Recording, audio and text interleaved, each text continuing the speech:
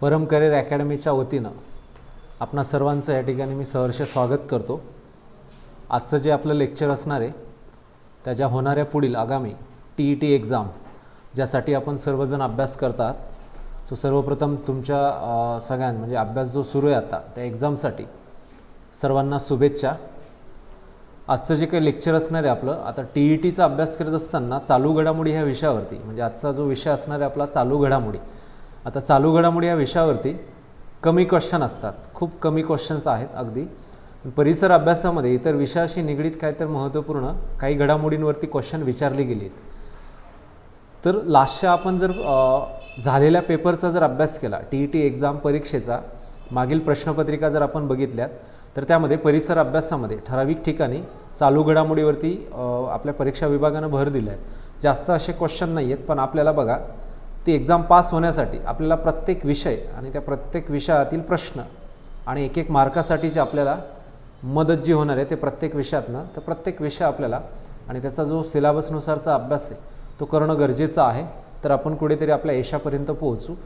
तर बघूयात आजच्या लेक्चरमध्ये आजचा पहिला टॉपिक चालू घडामोडीशी निगडीत। आता बघा याच्यामध्ये चालू घडामोडीवरती असे विविध आंतरराष्ट्रीय, राष्ट्रीय आणि प्रादेशिक पातळीवरती आपल्याला क्वेश्चन्स ही विचारली जातात। त्याच्यामध्ये याचा अभ्यास करत असताना बघा की काही ठिकाणी महत्त्वपूर्ण बघा साहित्य, कला, क्रीडा क्षेत्रातील घडामोडी विचारल्या जाऊ शकतात। विज्ञान तंत्रज्ञानवरच्या काही घडामोडी असतील, पर्यावरणीय क्षेत्रातील काही घडामोडी असतील, शैक्षणिक एज्युकेशन क्षेत्रातील काही घडामोडी असतील, त्याचबरोबर महत्त्वपूर्ण इतर जर घडामोडी बघितल्यात आपण ज्या क्रीडा क्षेत्राशी निगडीत आहेत, अशा संपूर्ण घटनांचा अभ्यास जो की चालू घडामोडीमध्ये करायचा असतो। तर आजचा जो काही पहिला टॉपिक आहे तो आहे आंतरराष्ट्रीय पातळीवरचा काही महत्त्वाचे मुद्दे पुढे असतील, राष्ट्रीय पातळीवरचे असतील किंवा प्रादेशिक पातळीवरचे असतील। तर आजचा जो मुद्दा आहे तो आपल्या भारताच्या संदर्भातला एक राष्ट्रीय मुद्दा आहे आणि तो आहे चित्रपट सृष्टीशी निगडीत। आता लास्टला जो काही दादासाहेब फाळके पुरस्कार घोषित करण्यात आला, तर हा पुरस्कार कोणाला दिला गेला, आतापर्यंत तो किती व्यक्तींना दिला गेला किंवा दादासाहेब फाळके यांच्याच नावानं का दिला जातो, तर पहिला दादासाहेब फाळके पुरस्कार कधी दिला गेला, कोणास दिला गेला आणि अलीकडचा जर बघितला तर तो देखील कोणास त्या ठिकाणी देण्यात आला आहे, या विषयीची माहिती आपल्याला त्या आपल्या परीक्षेमध्ये विचारल्या जाणाऱ्या प्रश्नांच्यासाठी पाहिजे। इवन ह्या टॉपिकचंच नव्हे, इतर टॉपिकचं देखील आपल्याला माहिती पाहिजे विस्तृत, की जेणेकरून आपण तो क्वेश्चन सोडवू शकतो। तर जाऊयात पहिला टॉपिक। सुपरस्टार रजनीकांत यांना दादासाहेब फाळके पुरस्कार देऊन त्यांचा गौरव करण्यात आला, जो घोषित झाला आहे लास्टला।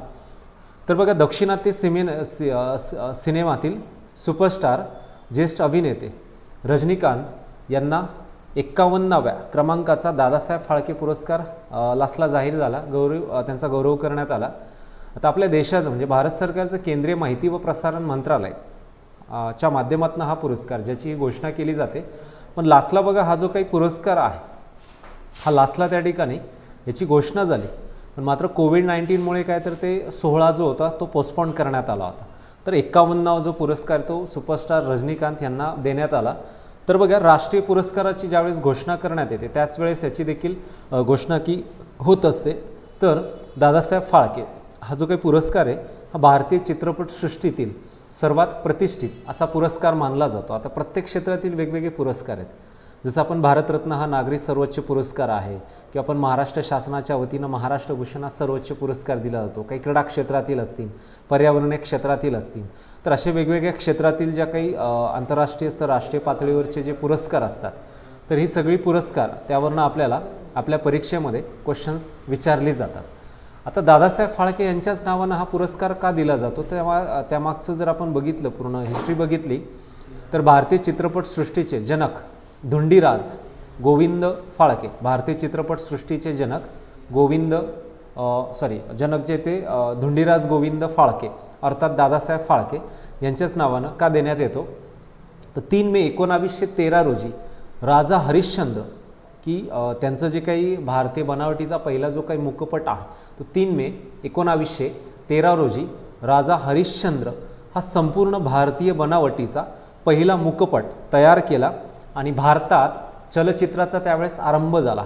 म्हणजे त्या क्षेत्राचं योगदान त्यांनी मोठं असं दिलेलं आहे देशाला, आणि अगदी अलीकडच्या काळातलं नव्हे तर हे 1913 पासूनचे आहेत, म्हणजेच 2013ला ह्या गोष्टीला 100 वर्ष कंप्लीट होत आहेत। तर चित्रपटसृष्टीला त्यांनी दिलेलं योगदान आणि अर्थातच ज्या चलचित्रांचा आरंभ त्यांच्यामुळे जो झाल्याचा दिसून येतो. आणि फाळकेंच्या राजा हरिश्चंद्रचं बजेट त्या काळी जर बघितलं तर असं फाळकेंचं राजा हरिश्चंद्रचं बजेट त्या काळी जर बघितलं तर ते 15,000 रुपये होतं असं म्हटलं जातं. तर असं एक आपल्याला या पुरस्काराचं एकूण स्वरूप, पुरस्कार का दिला जातो, कोणाच्या नावानं दिला जातो हे देखील अपेक्षित आहे अभ्यासामध्ये. दादासाहेब फाळकेंनी चित्रपटसृष्टीत आपल्या 19 वर्षाच्या करिअरमध्ये म्हणजे सुमारे जवळपास 95 चित्रपट आणि 27 लघुपट बनवलेत. एक मोठी अशी झेप आहे आणि एकूण ह्या क्षेत्राला त्यांनी दिलेलं योगदान. तर म्हणूनच भारतीय संस्कृतीत विविध पौराणिक कथा त्यांनी मोठ्या पडद्यावरती मांडल्यात. हा देखील त्यामागचा एक महत्त्वपूर्ण जो अभ्यास आहे की त्यांच्याच नावानं हा पुरस्कार का दिला जातो. तर त्यामागचं हे सगळं आहे की एकूण 19 वर्षाच्या करिअरमध्ये त्यांनी 93 चित्रपट, 27 लघुपट हे बनवलेत. तर त्यांच्या नावानं हा पुरस्कार त्या ठिकाणी देण्यात येतो. आता बघा, त्यांच्या नावानं हा पुरस्कार जो आहे त्यांच्या महत्त्वपूर्ण म्हणजे वर्ष जर बघितलं आपण 1969ला काय तर पहिला पुरस्कार त्या ठिकाणी देण्यात आला होता देविका राणी यांना देण्यात आला होता. मग ही सगळी पुरस्कार अभ्यासत असताना की पहिला जो पुरस्कार आहे किंवा आत्ताचा लास्टचा 51व्या क्रमांकाचा जो पुरस्कार आहे तो रजनीकांत यांना जसा देण्यात आला आहे, तर आपण 50वा देखील इथे लक्षात असू द्यायचा आहे. तो महानायक अमिताभ बच्चन यांना 50व्या क्रमांकाचा दादासाहेब फाळके पुरस्कार देऊन त्यांचा गौरव केला आहे. तर आपल्याला नावं देखील माहिती पाहिजे, पहिला अलीकडचा किंवा याचं स्वरूप वगैरे ह्या सगळ्या गोष्टी असतील. ओके, हां, दुसरा टॉपिक आजचा तो आहे आपल्या भारताच्या म्हणजे राष्ट्रीय स्तरावरचा आहे. यश निवड आपण जे बोलतो चर्चेतील व्यक्तिमत्व म्हणून. तर आपल्या देशाचं न्यायालयीन जी व्यवस्था आहे म्हणजे सर्वोच्च न्यायालय, त्यानंतर उच्च न्यायालय, त्यांची खंडपीठं, तर इथे जे काही न्यायाधीशांची नेमणूक होत असते त्यावरनं जसं देशाचे सरन्यायाधीश म्हणून सर्वोच्च न्यायालयाचे, इतर न्यायाधीश असतील किंवा उच्च न्यायालयाचे मुख्य न्यायमूर्ती असतील, ओके, अशी नावं. तर जसं आपण ह्या टॉपिकचा अभ्यास करतोय तर इतर देखील मग रिझर्व्ह बँकेचे गव्हर्नर असतील, त्यानंतर बघा CDS प्रमुख, देशाचे संरक्षण दलाचे प्रमुख असतील, लष्कर प्रमुख असतील, त्यानंतर राष्ट्रीय सुरक्षा सल्लागार असतील. अति महत्त्वाच्या पदावरील व्यक्तींची जसं निवड होत असते तर त्याचा अभ्यास देखील आपल्याला करायचा असतो. तर भारताचे 48वे सरन्यायाधीश म्हणून न्यायमूर्ती NV रमना यांनी शपथ घेतली लास्टला. कितवे ते 48वे सरन्यायाधीश. तर अर्थातच 47वे देशाचे सरन्यायाधीश होते शरद बोबडे सर. तर राष्ट्रपती रामनाथ कोविंद यांनी भारताच्या नव्या सरन्यायाधीशांना शपथ दिली लास्टला. तर भारताचे 48वे सरन्यायाधीश म्हणून न्यायमूर्ती NV रमना यांनी शपथ घेतली. आता NV रमना हे 1974 पासून पुढे जसे की ह्या क्षेत्रामध्ये काम करत आहेत, पत्रकारिता असेल, वकिली असेल, त्याचबरोबर तिकडे आंध्र प्रदेशाच्या उच्च न्यायालयामध्ये न्यायाधीश म्हणून त्यांनी जसं काम केलं आहे, अतिरिक्त मुख्य न्यायाधीश म्हणून त्यावेळेस त्यांनी तिथे काम केलं. मग 2013 पासून पुढे दिल्लीच्या उच्च न्यायालयाचे ते मुख्य न्यायाधीश राहिले आहेत. मग पुढे सर्वोच्च न्यायालयामध्ये न्यायाधीश आणि त्यानंतर मग देशाचे सरन्यायाधीशपदी त्यांची निवड करण्यात आली. तर त्यांच्या मागील जो अनुभव जर बघितला आपण तर तो मोठा असा आहे. अशा व्यक्तींची निवड होत असते. आता ही निवड होत असताना बघा, जे आधीचे 47वे सरन्यायाधीश आहेत शरद बोबडे सर जे होते त्यांनी काय तर पुढच्या सरन्यायाधीश म्हणजे त्यांच्या सेवानिवृत्तीनंतर जे नवीन पुढचे सरन्यायाधीश येतात त्यांची शिफारस करावी लागते, म्हणजे ते नाव त्यांना सांगावं लागतं. तर त्यांनी शिफारस केल्यानुसार एक ज्येष्ठ जे त्यांच्या आपल्या म्हणजे भारताच्या सर्वोच्च न्यायालयाचे न्यायाधीश म्हणून त्या ठिकाणी NV रमना यांचं नाव त्यांनी सुचवलं होतं. मग ते राष्ट्रपतीकडे पाठवलं जातं नाव आणि त्यानंतर पुढचा एक प्रोग्राम, शपथविधी वगैरे ह्या गोष्टी होत असतात. तर न्यायमूर्ती NV रमना हे 26 ऑगस्ट 2022 रोजी काय तर निवृत्त होणार आहेत आणि त्यांनी जी काही शपथ घेतली ती 24 एप्रिल 2021 रोजी आणि पुढे ते 22मध्ये सेवानिवृत्त होतील. वेळ कमी मिळते पण मात्र बघा, जरी 1.5-2 वर्ष पदावरती ती व्यक्ती राहते पण मात्र जर बघितलं तर त्यांच्या मागे पाठीशी अनुभव हा खूप मोठा असतो. अशा व्यक्तींचीच तिथे निवड केली जाते आणि बऱ्याचशा असे न्याय निवाडा देत असताना एक अनुभव असणं देखील खूप मोठं असं एक त्यामध्ये मानलं जातं. तर अर्थातच न्यायमूर्ती NV रमना सरांचं जर आपण लास्टचा कायद्याचा जो अभ्यास आहे तो मोठा असा आहे. तर सरन्यायाधीश पदावर पोहोचणारे आंध्र प्रदेश उच्च न्यायालयाचे NV रमना हे पहिले न्यायमूर्ती ठरलेत. तर उच्च न्यायालय म्हणजे आंध्र प्रदेशाचं आणि तिथून त्या न्यायालयातनं NV रमना हे आधी होतेच तिथे. तर सरन्यायाधीश पदावरती पोहोचणारे आंध्र प्रदेश उच्च न्यायालयाचे एन व्ही रमणा हे पहिले न्यायमूर्ती ठरलेत, हे आपण इथे लक्षात ठेवायचं आहे. सरन्यायाधीश एन व्ही रमणा यांचं जर आपण पूर्ण नाव बघितलं तर ते आहे त्या ठिकाणी नुथलापती किंवा नथलापती वेंकटरमणा, नथलापती वेंकटरमणा असं आहे. त्यांचा जन्म 27 ऑगस्ट 1957 रोजी आंध्र प्रदेशामधील कृष्णा जिल्ह्यातील पोनावरम, कोणता जिल्हा आंध्र प्रदेशामध्ये? कृष्णा, आणि तिथलं गाव पोन्नावरम, इथे त्यांचा जन्म झाला आहे. आणि लास्टला बघा त्या ठिकाणी आपल्या महाराष्ट्र राज्याचे माजी मुख्यमंत्री आणि सध्याचे विरोधी पक्षनेते माननीय देवेंद्र फडणवीस सर, तर त्यांना जसं की बहुमत सिद्ध करण्यासाठी जसं की जो आदेश काढला होता तर त्यामध्ये एन व्ही रमणा सरांचा रोल आहे. अदर 370 आर्टिकल तिथे देखील त्यांचं त्या समितीमध्ये म्हणजे जे कामकाजामध्ये त्यांचा रोल राहिलेला आहे. तर म्हणून देशाच्या सर्वोच्च न्यायालयाच्या सरन्यायाधीशपदी एन व्ही रमणा सरन्यायाधीश म्हणून त्यांची निवड करण्यात आली. तर चर्चेचं व्यक्ती आणि जसं एक महत्त्वपूर्ण प्रसिद्ध व्यक्ती म्हणून आपल्याला नाव लक्षात ठेवायचं आहे. Okay, next. आता न्यायमूर्ती रमणा हे 10 मार्च 2013 पासून तर 20 मे 2013 पर्यंत आंध्र प्रदेश उच्च न्यायालयाचे ते कार्यवाहक म्हणजे मुख्य न्यायाधीश म्हणून ते कार्यरत होते. आणि त्यानंतर मग त्यांनी दिल्ली उच्च न्यायालयातील मुख्य न्यायाधीश म्हणून 2013 साली त्यांची नियुक्ती झाली, तिथं त्यांनी कामकाज केलं आणि त्यानंतर मग पुढे सर्वोच्च न्यायालयामध्ये त्यांची न्यायाधीश म्हणून नियुक्ती करण्यात आली आणि सध्या आता ते देशाचे 48वे सरन्यायाधीश आहे. ओके, नेक्स्ट जाऊयात. पुढचा जो प्रश्न आहे तो आपला कल्चरल हेरिटेज, शैक्षणिक आणि एकूण जागतिक वारसा स्थळाच्या बाबतीत म्हणजे वर्ल्ड हेरिटेज साईट, जागतिक वारसा स्थळ. आता बघा, वर्ल्ड हेरिटेज साईट युनेस्कोकडनं जागतिक वारसा स्थळं डिक्लेअर केली जातात. United nations educational scientific and Cultural Organisation.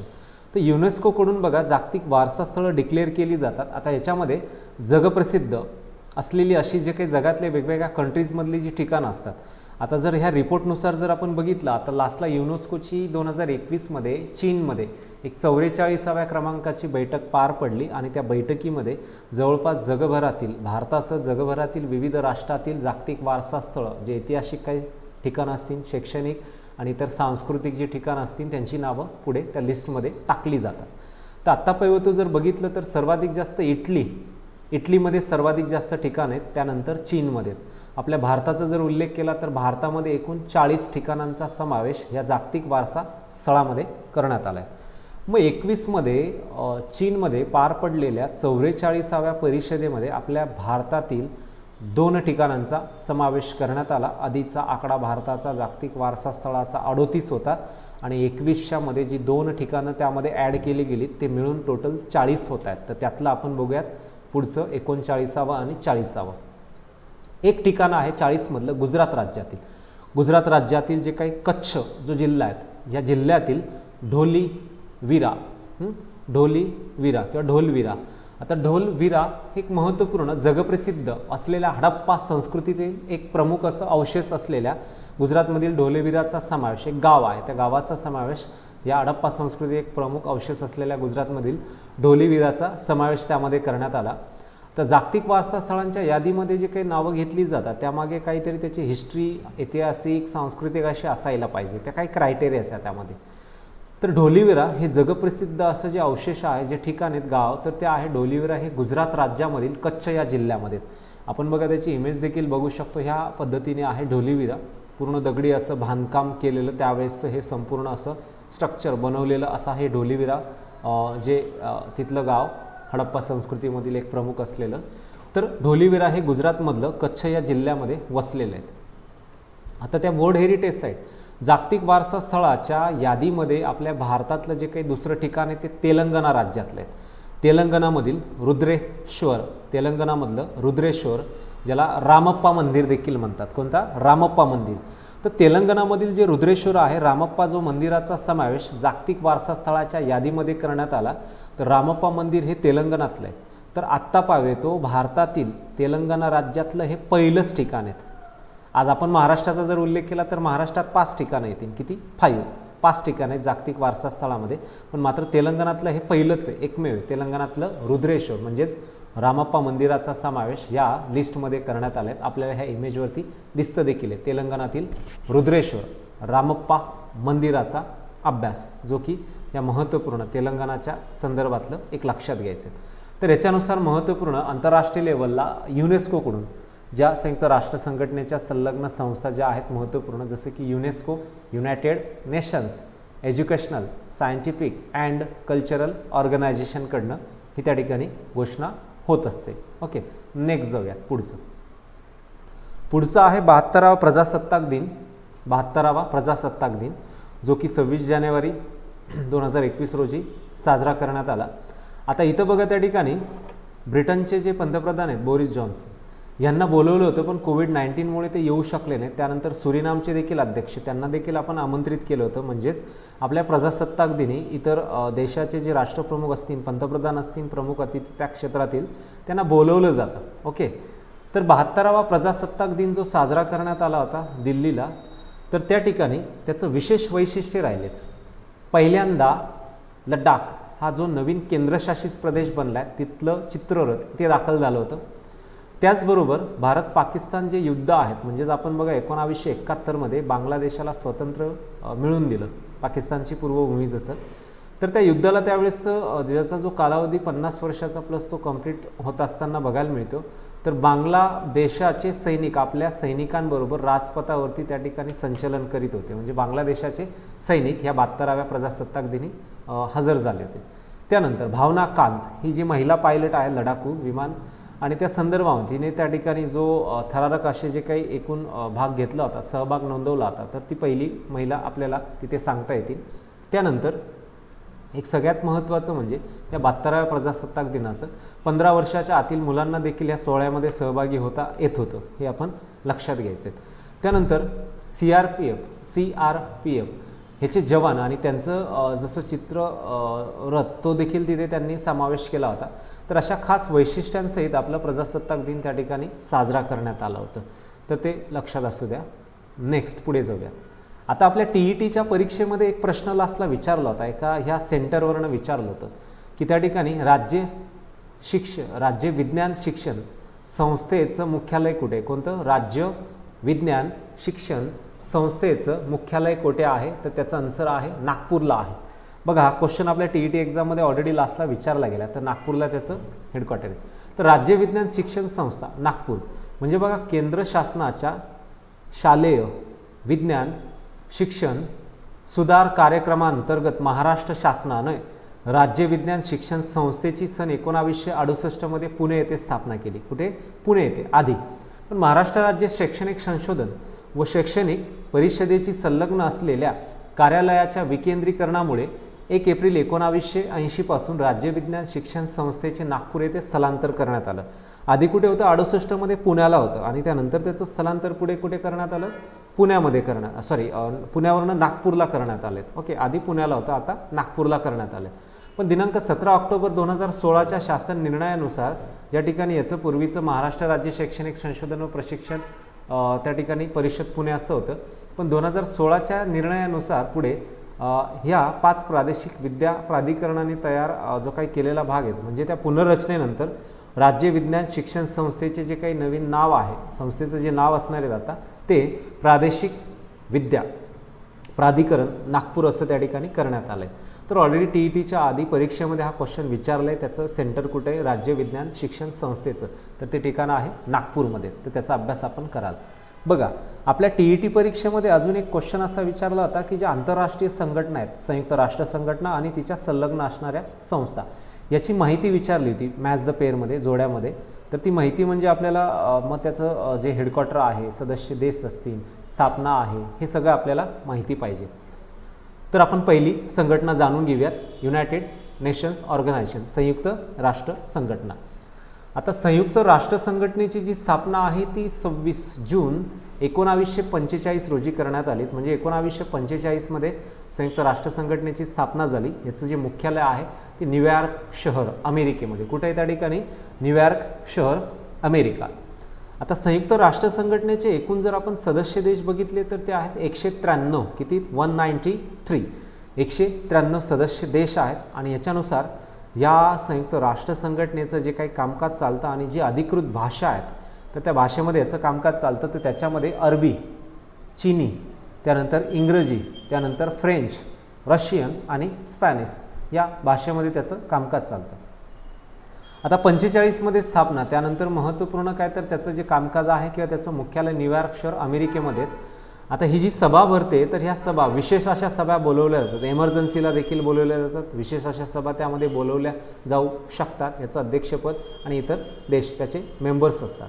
आता संयुक्त राष्ट्र संघटनेचं जे काही कामकाज आहे ते आंतरराष्ट्रीय लेवलला शांतता प्रस्थापित करणे, पर्यावरणीय भूगोळीची समस्या, त्यानंतर महत्त्वपूर्ण संघर्ष असेल, दहशतवाद असेल, असे विषय ती हाताळत असते. आणि एक शांतताप्रिय तो देश राहिला पाहिजे, तो जग शांतताप्रिय राहिला पाहिजे, यासाठी एक महत्त्वपूर्ण पालकत्व स्वीकारून ते त्या ठिकाणी ती कामकाज करत असते.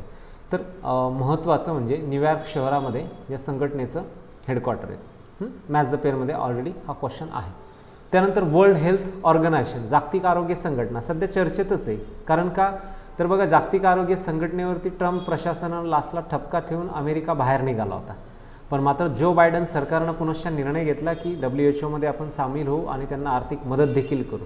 कारण WHO जो ठपका ठेवला होता की चीनला त्या ठिकाणी मदत, चीनचं ऐकणं, ह्या गोष्टी लास्टला होत होत्या, त्यामुळे तो ठपका ठेवला गेला.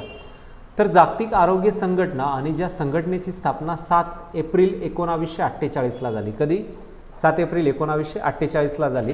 आणि संयुक्त राष्ट्राची एक संलग्न संस्था म्हणून त्या ठिकाणी, जसं की आपण लक्षात ठेवाल, उद्देश आहे आरोग्यविषयक संस्था आहे की जगभराचं एकूण आरोग्याच्या प्रती काम करणं आणि एकूण आरोग्याच्या प्रती मार्गदर्शन, माहिती, प्रचार, प्रसिद्धी, त्या संदर्भामध्ये काम करणं हे एक मुख्य रोल या जागतिक महत्त्वपूर्ण लेवलच्या म्हणजे आरोग्य संघटनेच्या बाबतीमध्ये. आणि हिचं मुख्यालय आहे जिनिव्हा, स्वित्झर्लंड. कुठे? Geneva, Switzerland. कारण बघा, लास्टला world health organization WHO, world health ऑर्गनायझेशननं लास्टला जागतिक आरोग्य आणीबाणी डिक्लेअर केली होती. झिका, इबोला, त्यानंतर स्वाईन फ्लूचा अभ्यास, त्यानंतर इतर काही महत्त्वपूर्ण निफाह आणि आता COVID-19 असं ते डिक्लेअर करत असते. तर लक्षात असू द्यायचं WHO. Okay, World health Organisation. Next जाऊयात पुढे. पुढचं आहे युनेस्को देखील विचारलं गेलं आपल्याला, जे मगाशी चर्चा केली, United nations educational, scientific and Cultural Organisation. आता ह्या संयुक्त राष्ट्रे शैक्षणिक, वैज्ञानिक व सांस्कृतिक संस्था आहे. कोणतीही ती त्या ठिकाणी शैक्षणिक, वैज्ञानिक आणि सांस्कृतिक संस्था आहे. मगाशी चर्चा केली आपण की त्या ठिकाणी जवळपास इटली, चीन ही राष्ट्र आघाडीवरची. तर संयुक्त राष्ट्र संघटनेच्या अंतर्गत ही जी काही युनेस्को आहे तर युनेस्कोकडनं जागतिक वारसा स्थळे, वर्ल्ड हेरिटेज साईट्स डिक्लेअर केल्या जातात. तर एकूण विशेष ही संस्था आहे संयुक्त राष्ट्र संघटनेची. एकूण कार्यरत स्थिती सध्याची तर स्थापना जी ती 16 नोव्हेंबर 1945 लंडन UK मध्ये झाली. कधी? नोव्हेंबर 1945मध्ये स्थापना झाली. आणि याचं मुख्यालय जे येते त्या ठिकाणी पॅरिस, फ्रान्समध्ये. कुठे? पॅरिस, फ्रान्समध्ये. तर एखादी संस्था आपण वाचत असताना आंतरराष्ट्रीय पातळीवरची त्या संस्थेचं मुख्यालय लक्षात ठेवा, त्याचबरोबर स्थापना कधी झाली ते लक्षात ठेवा आणि ती संस्था कशामध्ये काम करते. तर अर्थातच ही संयुक्त राष्ट्र संघटने शैक्षणिक, वैज्ञानिक व सांस्कृतिक नावाची संस्था जी की काम करते. त्यानंतर ILO इंटरनॅशनल लेबर ऑर्गनायझेशन, जागतिक कामगारविषयक संघटना. आता ILOचा अभ्यास जर केला तर ह्याचंही संघटनेचं जर आपण मुख्यालय बघितलं तर ते जिनिव्हा, स्वित्झर्लंडमध्ये. कुठे? Geneva, Switzerland. ILO International Labour Organisation. आता ILOला 2009मध्ये 100 वर्ष कंप्लीट झालीत. किती? 1919मध्ये स्थापना. तर ILO या संस्थेला 100 वर्ष कंप्लीट झालीत. आपल्याला इथं परीक्षेमध्ये विचारलं जाऊ शकतं की खालीलपैकी कोणती अशी संघटना आहे की जिला 2019मध्ये 100 वर्ष कंप्लीट झालीत. ती आहे ILO इंटरनॅशनल लेबर ऑर्गनायझेशन, आंतरराष्ट्रीय कामगार संघटना, जिला 100 वर्ष झाले. आणि 2020मध्ये संयुक्त राष्ट्र संघटनेला 75 वर्ष कंप्लीट झालीत. लक्षात असू द्या. तर आंतरराष्ट्रीय मजूर संस्था कामगारांचे प्रश्न ती हाताळत असते. त्यांना स्वातंत्र्य कसं मिळेल, संघर्षमय वातावरण, ते सगळं टाळण्यासाठीचं एक महत्त्वाचं म्हणजे आंतरराष्ट्रीय कामगार मजूर संस्था त्या ठिकाणी काम करत असते. तर सध्या स्थिती आहे प्रकार. आणि याचं जर आपण बघितलं की स्थापना जर बघितली ती 1919, मगाशी सांगितल्याप्रमाणे 2019ला 100 वर्ष कंप्लीट झाले. मग आंतरराष्ट्रीय मजूर संस्था जी आंतरराष्ट्रीय लेवलला, आंतरराष्ट्रीय पातळीवरती कामगारांच्या प्रती एक फ्रीडम मिळावं, मोबदला चांगला मिळावं, त्यांचं मुलांचं एज्युकेशन, या सगळ्या गोष्टीवरती ती काम करणारी एक महत्त्वाची संस्था, आंतरराष्ट्रीय मजूर संस्था, ज्याला आपण इंग्लिशमध्ये ILO इंटरनॅशनल लेबर ऑर्गनायझेशन असं म्हणत असतो. तर 1919ला स्थापना झाली आणि याचं जे मुख्यालय आहे ते जिनिव्हा, कुठे त्या ठिकाणी, जिनिव्हा स्वित्झर्लंड या ठिकाणी. त्यानंतर पुढची जी ऑर्गनायझेशन आहे ती UNICEF United Nations Children's Emergency, म्हणजे संयुक्त राष्ट्रीय बालनिधी. कोणती त्या ठिकाणी, संयुक्त राष्ट्रीय बालनिधीचा अभ्यास त्यामध्ये आहे. मग संयुक्त राष्ट्रीय बालनिधीची जी स्थापना आहे ती डिसेंबर 1946मध्ये झाली. कधी, डिसेंबर 1946मध्ये स्थापना झाली आणि न्यूयॉर्क शहरामध्ये याचं काय तर मुख्यालय आहे. न्यूयॉर्क शहर इथं मुख्यालय आहे. मग संयुक्त राष्ट्रीय बालनिधी युनिसेफच्या माध्यमातून खूप चांगले काम होते. लास्टला बघा आपले भारतीय व्यक्ती म्हणून त्याचे ब्रँड ॲम्बॅसेडर नेमले गेले होते. मग त्यामध्ये प्रियंका चोप्रा असतील, त्यानंतर महत्त्वपूर्ण आमिर खान असतील, त्यानंतर माधुरी दीक्षित असतील, अशी काही नावं चित्रपटसृष्टीसह क्रीडा क्षेत्रातली घेतली जातात. तर युनिसेफ ही महत्त्वपूर्ण एज्युकेशन, विद्यार्थ्यांच्या प्रती काम करणारा एक महत्त्वाचा गट, की जे कितीतरी क्लासरूममध्ये अटेंडन्स शीट, म्हणजे आपण जर बघितलं अटेंडन्स जे ॲबसेंट्स जी दाखवलेली आहेत, कितीतरी मिलियन चिल्ड्रन्स आज जागतिक लेवलला, मग त्यांना त्या ठिकाणी एज्युकेशनच्या शिक्षणाच्या प्रवाहामध्ये आणण्यासाठी अर्थातच महत्त्वपूर्ण जो रोल आहे तो युनिसेफचा आहे, ते लक्षात असतं. त्यानंतर अशीच एक ऑर्गनायझेशन आहे UNHCR, okay, the United nations refugee agency, म्हणजे त्याला मराठीमध्ये आपण बोलतो संयुक्त राष्ट्रीय निर्वासित उच्चायुक्त, United nations high commissioners for refugee. तर संयुक्त राष्ट्रीय निर्वासित उच्चायुक्त, ज्याचं सध्या मुख्य जे आहे ते अँटोनियो गुटेरेस आहेत सध्या त्यांचे अध्यक्ष. तर 14 डिसेंबर 1950मध्ये काहीतरी ह्या संस्थेची स्थापना करण्यात आली, संयुक्त राष्ट्रीय निर्वासित उच्चायुक्त. आता याच्यामध्ये बघा संयुक्त राष्ट्रीय निर्वासित शब्द वापरला आहे. आता लास्टला चर्चा होती ती बघा, म्यानमारमधनं अल्पसंख्याक रोहिंग्या जे बांगलादेश मार्गे भारतामध्ये येत होते, पण मात्र भारताने त्यांना काय तर सिटिझनशिप बहाल केलं नाही, पुढे ते बांगलादेशामध्ये थांबले. पण बांगलादेशामध्ये मात्र भारत सरकारने ऑपरेशन इन्सानियत वापरून त्यांना अन्न वस्त्र निवारा प्रोव्हाइड केलं. ती बाब एक चांगली इथे भारतासाठी लक्षात असू द्या. तर संयुक्त राष्ट्रीय निर्वासित उच्चायुक्त याचं हेडक्वार्टर जर बघितलं तर ते जिनिव्हा स्वित्झर्लंडमध्ये आहेत आणि 14 डिसेंबर 1950ला काय तर महत्त्वपूर्ण त्याची स्थापना झाली. असे काही टॉपिक्स. तर बघा TET परीक्षेमध्ये उत्तीर्ण होण्यासाठी आपल्याला प्रत्येक म्हणजे घटक जे ते प्रत्येक परिसर अभ्यासामधील त्या सगळ्यांच्यावरती आपल्याला लक्ष केंद्रित करायचं आहे, त्याचा अभ्यास करायचा आहे, जेणेकरून आपल्याला मार्क्स मिळतील. असेच क्वेश्चन आपल्याला नृत्य प्रकारावरनं एक्झाममध्ये विचारलेत, लास्टला गोव्याचं वगैरे विचारलेत नृत्य प्रकारावरनं. तर महाराष्ट्र राज्याचं नृत्य जर बघितलं तर ते आहे लावणी कोळी नृत्य. कोणत्याही त्या ठिकाणी लावणी कोळी नृत्य. आणि ह्याच महाराष्ट्र राज्याचा शेतकऱ्यांचा जो फेस्टिवल आहे, जो नुकताच सेलिब्रेशन करण्यात आला, बैल पोळा, ओके, ते. तर महाराष्ट्र राज्याचं लावणी कोळी नृत्य आहेत. आपल्या शेजारची राज्य देखील मला आपल्याला माहिती पाहिजे, कारण मॅच द पेअरमध्ये हे क्वेश्चन विचारले जातात. तामिळनाडू. आता तामिळनाडूचा जर अभ्यास बघितला तर कोणतं आहे ते भरतनाट्यम तामिळनाडूचं. केरळाचा जर अभ्यास केला तर त्या ठिकाणी कथकली. तो क आणि क असे शब्द जोडून येतात, म्हणजे दोन्ही ठिकाणी क क येतात, कथकली असं येतात. त्यानंतर केरळानंतर आंध्र प्रदेशामध्ये जर गेलो तर कुचिपुडी म्हणजे कोलम येतात, कुचिपुडी कोलम, कुठलं त्या ठिकाणी आंध्र प्रदेशाचा अभ्यास. पंजाबमध्ये तर पंजाबाचं प्रसिद्ध आहे भांगडा नृत्य, भांगडा आणि गिद्दा पंजाब. गुजरातचं देखील प्रसिद्ध आहे गरबा आणि रास.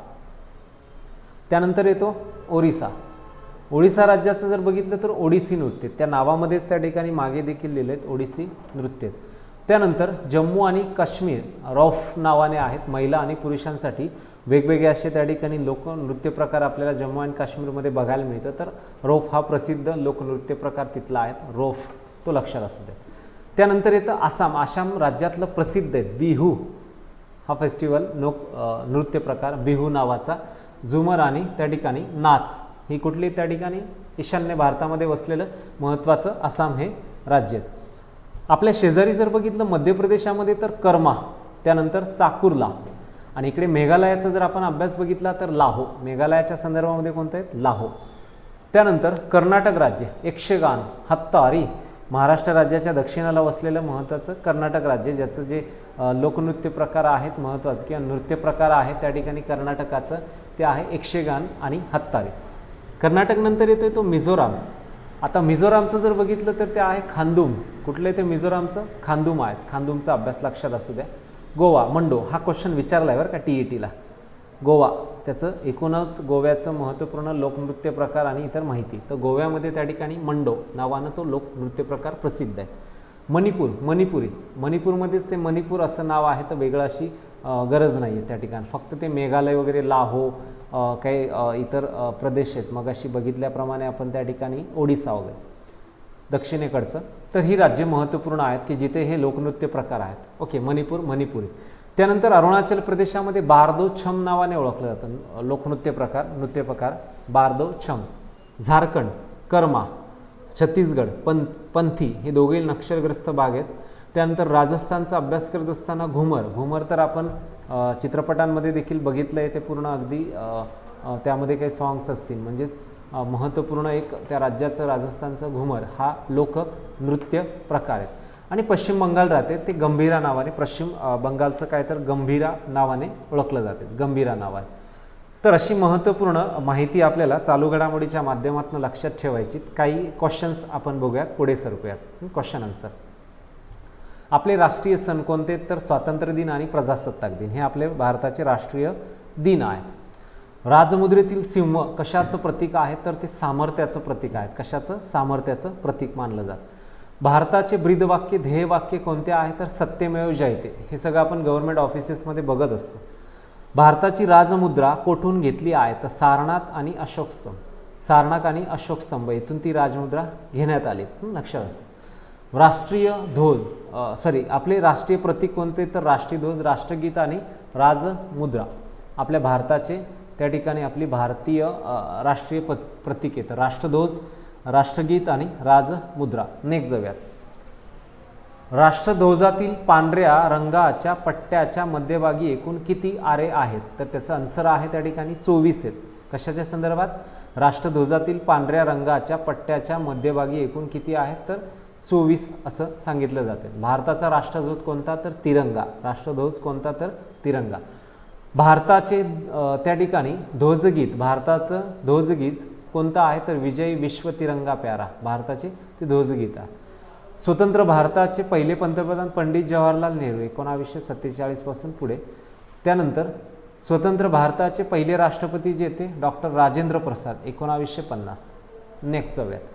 राजमुद्रा कशावरती असते? तर सर्व नाणी, नोटा आणि त्यानंतर शासकीय जे काही पत्र असतं त्याच्यावरती राजमुद्रा हे चिन्ह दिलेलं असतं. इवन आपण जर बघितलं मंत्री महोदय त्यांच्या ज्या काही रूम्स, बैठका रूम असतात आणि तिथं जे काही कॉन्फरन्स हॉल आहे त्यांचं ऑफिस जे आहे तिथं देखील हे केलेलं असतं. भारताची राज्यघटना कधी अंमलात आणली? तर ती 1950 मध्ये अंमलात आली. कधी? 1950 मध्ये. भारताचे राष्ट्रीय धर्मस्थळ कोणते? तर ते आहे अक्षरधाम. कुठले ते? अक्षरधाम राष्ट्रीय धर्मस्थळ.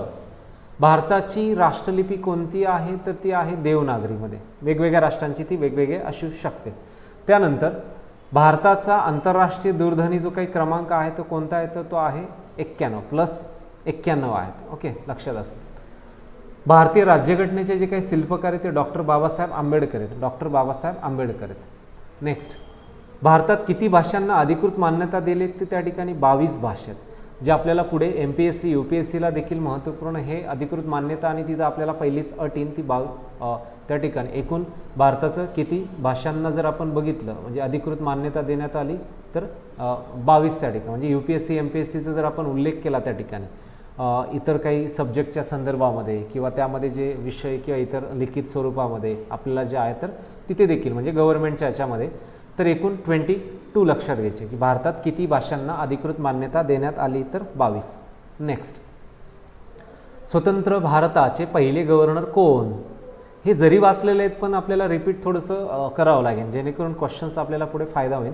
स्वतंत्र भारताचे पहिले गव्हर्नर होते लॉर्ड माउंटबॅटन. कोणते? Lord Mountbatten. ओके. भारताचा राष्ट्रीय खेळ कोणता? तर तो आहे हॉकी. हा राष्ट्रीय खेळ आहे भारताचा. Okay, hockey.